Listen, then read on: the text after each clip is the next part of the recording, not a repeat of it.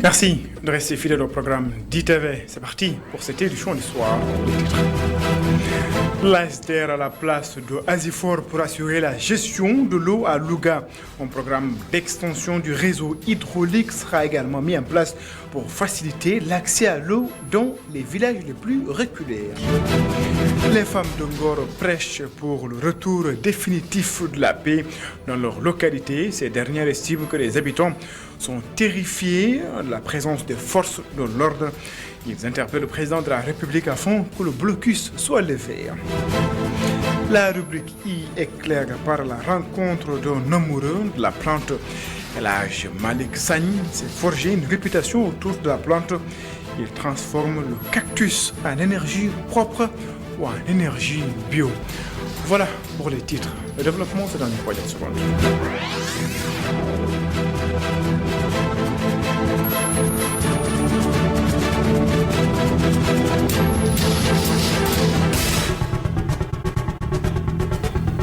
Bonsoir et bienvenue. PC de la députée Lemou Touré Ndiaye, membre du groupe parlementaire Liberté, Démocratie et Changement. Après une courte maladie, dans un communiqué, le président de l'Assemblée nationale, en ces termes, présente ses condoléances, s'incline devant la mémoire de l'illustre disparu parlementaire assidu, engagé dans la défense de ses idées et de ses intérêts du peuple sénégalais. Au nom du bureau de l'Assemblée nationale, des députés, du cabinet et du personnel administratif, le président de l'Assemblée nationale présente ses condoléances à la famille de la défunte, au groupe parlementaire Liberté, Démocratie et Changement et à tout le peuple sénégalais. Les femmes d'Ongor rendent un hommage à Adja Diallo, victime des affrontements entre les forces de l'ordre et des jeunes. Elle lance un appel à la paix. Selon elle, les habitants sont terrifiés par la présence quotidienne des forces de l'ordre. Elles invitent le président de la République à s'impliquer pour la lever. Ce qu'elle qualifie du blocus. Adja Samb est la porte-parole des femmes de Ngor et est ici au micro de Ami Diouf et de Cheikh Diouf.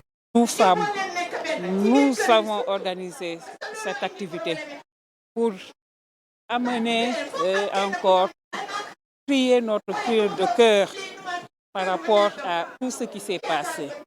Mais surtout, lancer un appel de paix. C'est dans la sérénité et dans la paix qu'on peut négocier, qu'on peut discuter et trouver des solutions qui seront vraiment meilleures pour tout le monde. Et ce qu'il faut noter, c'est que ce sont nos enfants qui s'affrontent. Aussi bien les jeunes du village que les gendarmes. C'est vraiment très douloureux.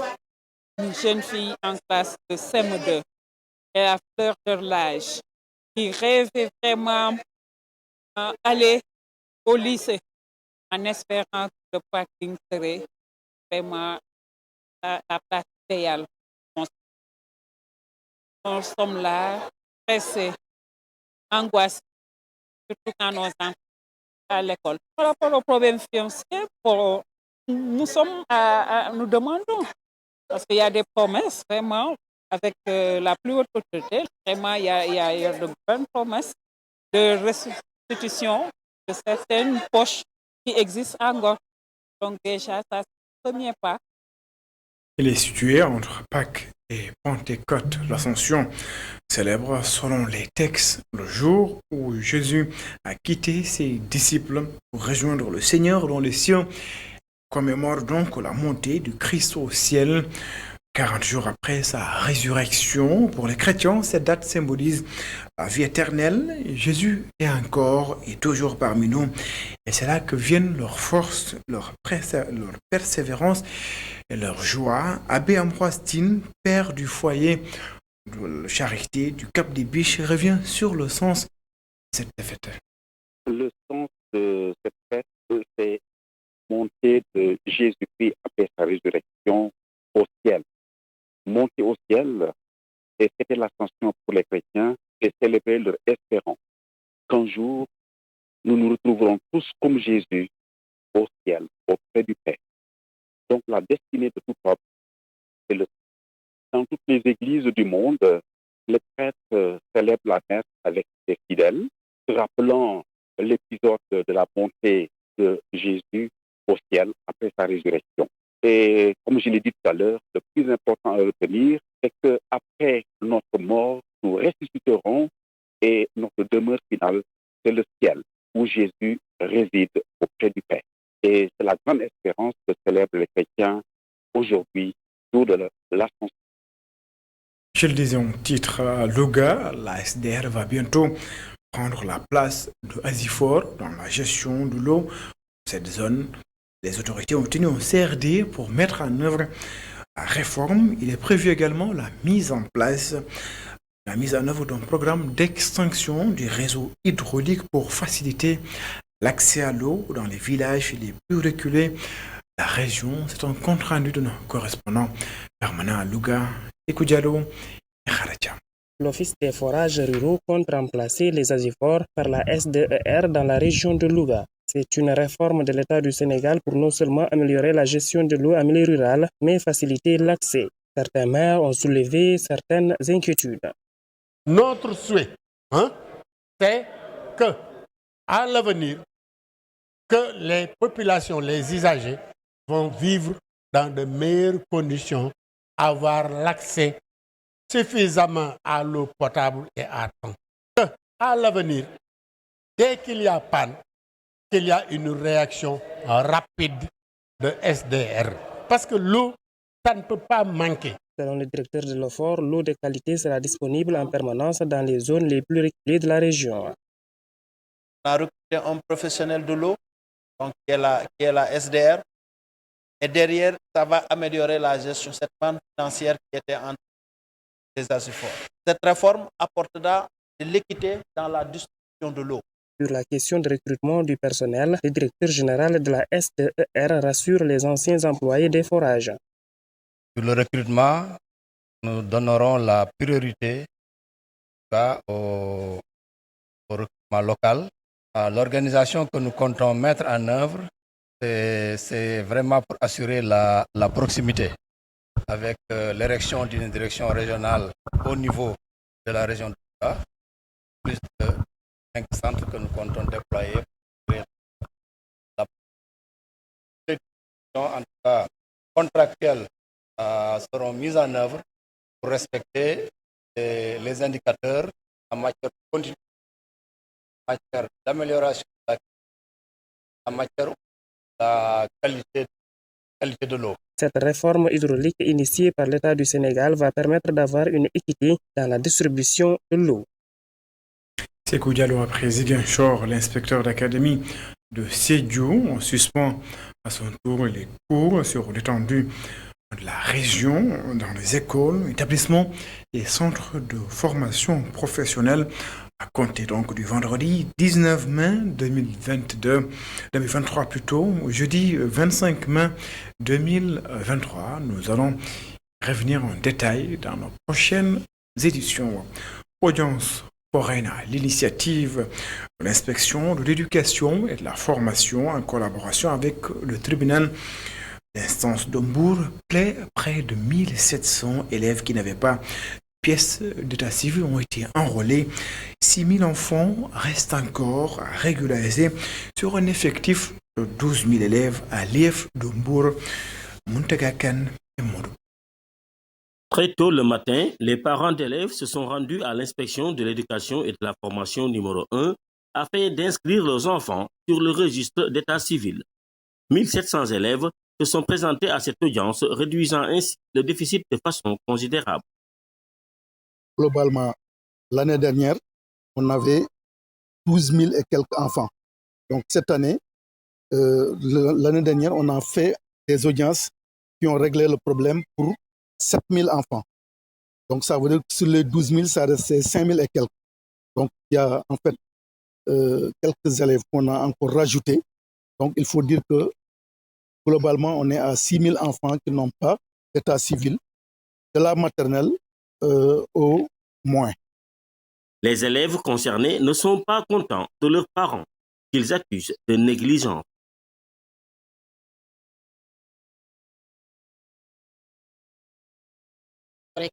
pour avoir des diplômes.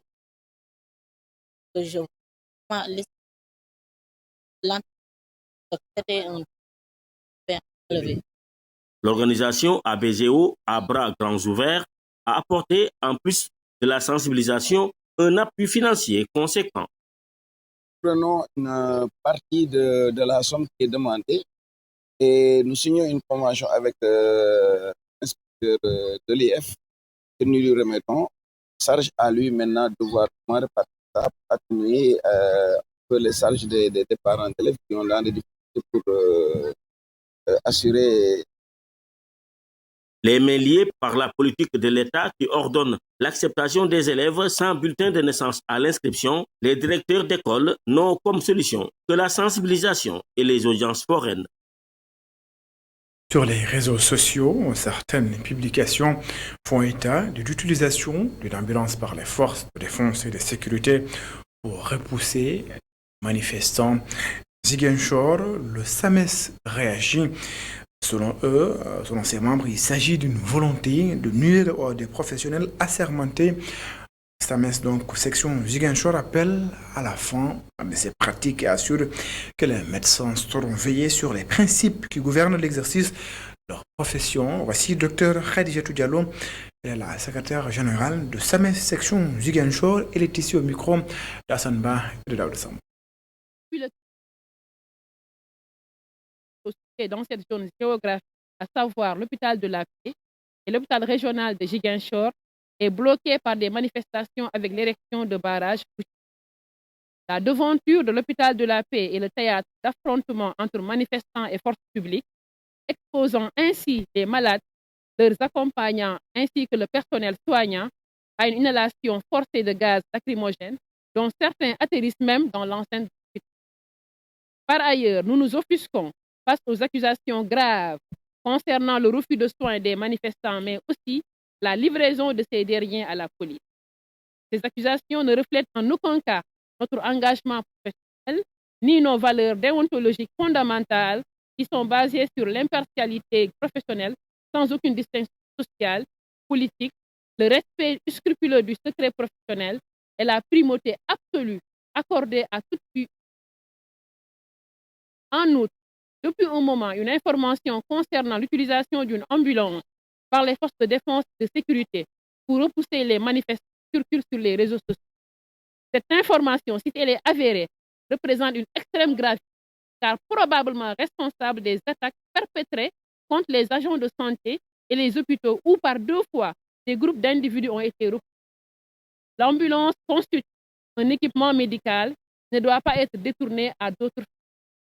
En revanche, si ces allégations sont fallacieuses, cela constituerait une grave manipulation dans le sens de mettre à mal le personnel de santé avec le respect de la priorité et la libre circulation accordée aux ambulances relève non seulement de civisme, mais est une nécessité vitale. Évaluation des capacités du règlement sanitaire par la Direction nationale de la santé à travers le bureau du point focal national du règlement sanitaire international. Les résultats des travaux multisectoriels qui vont durer 4 jours devront servir à renforcer les capacités sanitaires du pays. Le professeur Aïda Kanouté est la responsable du bureau suivi, évaluation et recherche du point focal du règlement sanitaire international. Il est ici au micro de Muntaga Khan et de Mourou. Dans le domaine du règlement sanitaire international, nous avons 19 domaines avec 4 piliers, à savoir la prévention, la détection, la riposte et les autres dangers, notamment les événements chimiques, radiologiques et tout ça. Et donc, le processus a débuté depuis, je dirais, le mois de janvier, où le Sénégal a décidé d'organiser cette deuxième évaluation parce qu'il y a eu une première évaluation en 2016. Et donc, pour cette deuxième évaluation, nous avons répondu à la lettre de l'OMS pour leur dire que le Sénégal décide de faire sa deuxième évaluation. Et depuis cette annonce, nous avons eu tout un processus. Là, c'est la première étape. On fait l'auto-évaluation avec les experts du Sénégal, de tous les ministères. On va envoyer le rapport à l'Organisation mondiale de la santé qui va envoyer au mois de janvier des experts dans ces domaines pour dire, ah, nous avons trouvé peut-être une note de 3 ou 4 pour tel domaine. Est-ce que le Sénégal est réellement à ce niveau? Et tout ça va concourir à améliorer nos capacités de prévention, de préparation, de riposte pour n'importe quel événement de santé publique. Homme politique et responsable du Parti socialiste, Dias lance une opération de relance du parti. Ces derniers se disent prêts à redorer le blason de leur formation politique dans l'unité et réaffirment leur ancrage dans la coalition Benno Bokk Yakaar. Serigne Mbaye Thiam, membre du bureau politique du Parti socialiste, est interrogé par Mountaga Kane. Mais avec des manifestations de ce type, le défi sera relevé. Et pour relever ce défi, les responsables et militants du Parti socialiste peuvent compter sur nous. Nous le ferons ensemble pour mériter ce que nous avons hérité de Senghor, de Abdou Diouf, de Ousmane Tanor Dieng. Camarades, Cheikh Tidiane Diouf, vous avez lancé ici aujourd'hui l'opération Dundal PS, l'opération Taral PS, et nous devons tous nous y engager, comme le séminaire du bureau politique nous y a engagés. C'est une activité, chère, qui est conforme au mot d'ordre de notre parti, notamment au mot d'ordre sorti de notre séminaire, qui est d'animer et de faire vivre le parti. Nous le ferons avec vous. C'est une activité aussi qui est conforme au mot d'ordre d'occupation du terrain politique lancé par la coalition à laquelle nous appartenons, la coalition Benno Bokk Yakaar. Ce Benno Bokk Yakaar dans lequel nous réaffirmons notre ancrage pour une consolidation de la dynamique unitaire. Et puis, un nom vient de s'ajouter à la liste des candidats déclarés à l'élection présidentielle 2024. Il s'agit du leader du parti politique Nation indépendante, intègre et travailleuse, NIT. L'appellation Moustapha Diop, ingénieur donc de formation, estime que sa candidature est motivée par un réel désir d'affirmer ou bien donc d'offrir aux Sénégalais leur vraie indépendance, le tout fondé, dit-il, sur le travail, l'intégrité. Isidore Alexandre Sen, Samafan. En ligne de mire, l'intégrité, l'indépendance et la restauration des valeurs, Moustapha Diop crée le parti NIT et se lance à la course pour la présidentielle de 2024. On a parlé d'indépendance. Donc on veut, ce qu'on veut, c'est le retour ou bien c'est l'autonomisation des Sénégalais. Le retour à l'indépendance. À cette indépendance-là, depuis 1960, on est en train de courir derrière et qui a été toujours d'elle. Donc nous travaillons pour indépendance réelle, pour indépendance, une vraie indépendance. Et au-delà de cette indépendance-là, on vous a parlé aussi de l'intégrité.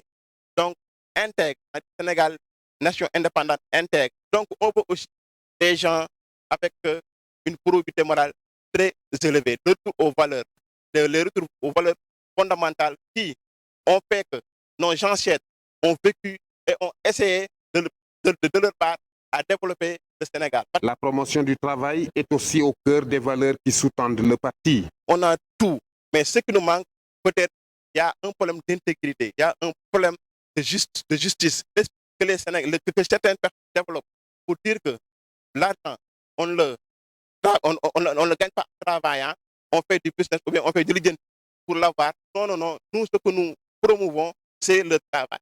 Parce qu'avec le travail, on va bâtir le Sénégal merveilleux. Récemment mise sur place, nation indépendante, intègre, travailleuse, engagée, à partir de Thiès est en train d'étendre ses tentacules à travers les 46 départements du Sénégal. Selon Moustapha Diop, fondateur du parti NIT, le Sénégal regorge de ressources qu'il urge de gérer de façon équitable et exclusivement dans l'intérêt des Sénégalais. Bon, les partisans du directeur général de SAPCO réagissent après le saccage du domicile de leur leader, gestion qui qualifie de barbare à Goudon, puis il condamne les appels à la violence des responsables politiques de l'opposition. Les jeunes du parti Synergie pour un développement durable mettent en garde les manifestants. Lamine Touré est le porte-parole du jour. Il est ici au micro de Hassan Ba et de Daoud Sambo. On se rend compte lors des manifestations dernières que des militants de Yewwi, des jeunes de Yewwi, ont jugé nécessaire d'attaquer la maison d'Aisé Souleymane Ndiaye, qui est chef de parti de Synergie pour un développement. Acte que nous déplorons, que nous dénonçons, avec la manière la plus indigne possible. Aujourd'hui, à Goudomp, il n'y a qu'un seul leader politique qui a pris la responsabilité d'appeler à l'insurrection, à la violence, c'est bien l'inspecteur Olivier. Lui, il a fait une vidéo en disant aux jeunes, allez manifester, allez descendre de la rue, faites ce que vous avez à faire. Nous allons prendre toutes les mesures idoines pour régler la situation. Mais ce que l'on peut dire, le premier appel que nous lançons à la jeunesse de Goudomp, que cette jeunesse-là comprenne que avoir des différences politiques n'est pas dire d'être dans la logique haineuse. Nous ne laisserons plus personne, aucun jeune Goudompois, aucune autorité politique, ou au bien. Nous allons faire face. Les prochaines fois, on sera là, on ne va attaquer personne, mais toute personne qui nous trouve dans nos domaines, c'est-à-dire le siège du parti, les biens publics de notre leader et des membres de notre parti ne seront plus saccagés à Goudomp. Ça, c'est sûr. Nous allons faire face. Ce qui s'est passé aujourd'hui, on pouvait être en pied de guerre, mais nous l'avons évité. Parce que nous pensons que c'est une erreur, c'est une jeunesse qui a été. Mais les prochaines fois, ils nous trouveront face à. Lancement officiel ce samedi du réseau des universitaires du tourisme au Sénégal, initiative portée par des enseignantes chercheuses pluridisciplinaires sénégalaises. Objectif favoriser l'échange interuniversitaire dans le secteur du tourisme et les enjeux auxquels le secteur est confronté. Je vous propose d'ailleurs de suivre les explications d'Aïssatou Diong, professeur à l'université Iba Der Thiam de Thiès, et par ailleurs présidente du comité d'initiative du réseau des universitaires du tourisme au Sénégal. Elle était une invitée de l'émission Kenno Askan Wi, présentée par Malik Cissé. Ce réseau est venu à ce tout le monde sait qu'une approche scientifique ne fait que renforcer la légitimité comme le tourisme, qui est un secteur, même au niveau national et international, et donc ce réseau va permettre au pilotage du secteur de retrouver une démarche beaucoup plus scientifique avec élaboration et proposition d'axes stratégiques, des orientations scientifiques pour accompagner le ministère du tourisme. Sur le plan universitaire, exact, c'est d'aller vers une mise en fédération des 8 universités publiques sénégalaises. Je l'ai dit tantôt, depuis 2017, un système cartographique qui épouse les 6 pôles définis dans le PS. Donc aujourd'hui, dans chaque pôle, il y a au moins une ou deux universités qui enseignent. Alors c'est important d'aller vers une mutualisation de nos forces, nos moyens intellectuels, pédagogiques, mais d'habitude, qu'est-ce qu'on constate? Les universités sénégalaises ont des partenariats avec des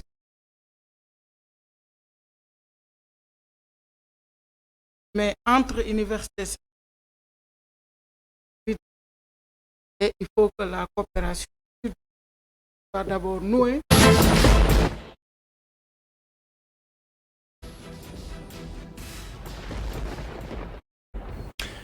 Vous l'avez compris, place à présent, votre rubrique environnement y est claire sur les traces de celui que certains surnomment l'homme au cactus.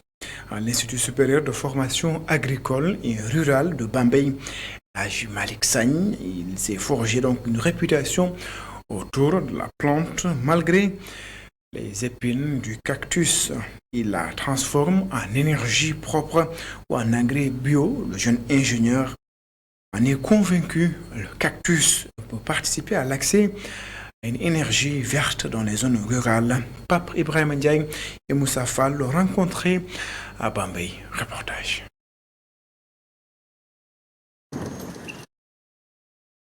Ce film-là, Bambey, la trajectoire au service d'une plante pas comme les autres. Au Sénégal, la plupart retiennent ses épines, sa rigidité ou tout simplement sa couleur verte. Et pourtant, lui l'a choisi, l'adopte et part à sa rencontre au quotidien.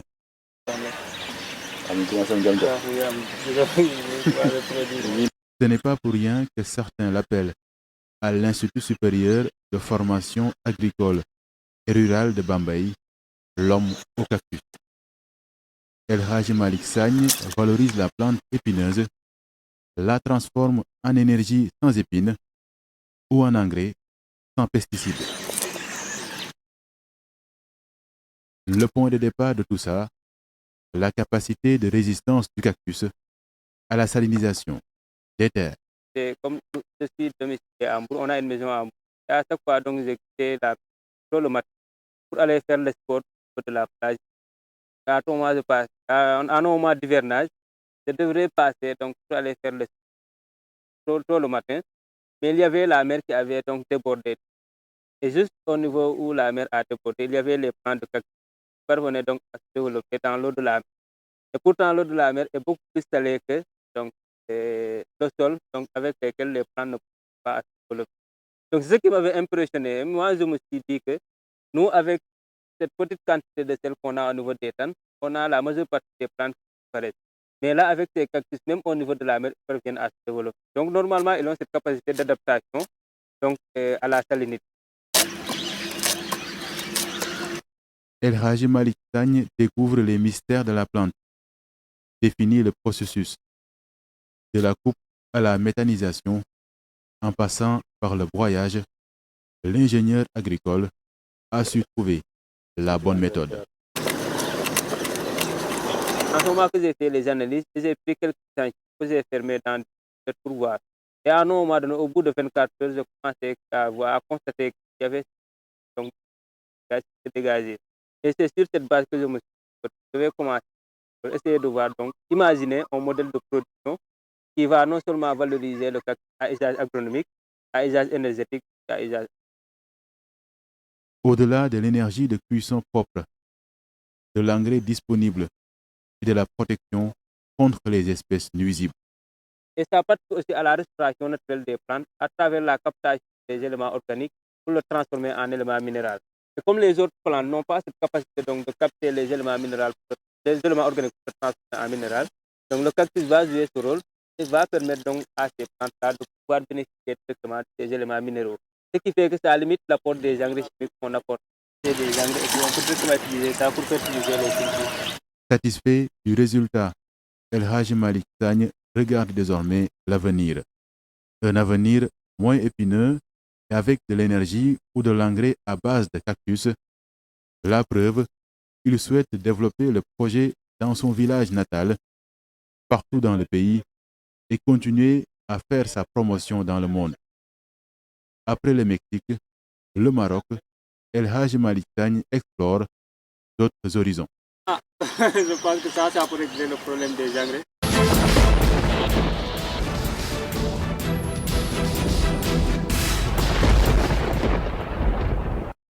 Pape Ibrahim Ndiaye, merci. C'est la fin de cette édition. Merci de l'avoir suivi. Excellente suite de programme sur les antennes d'ITV. Au revoir.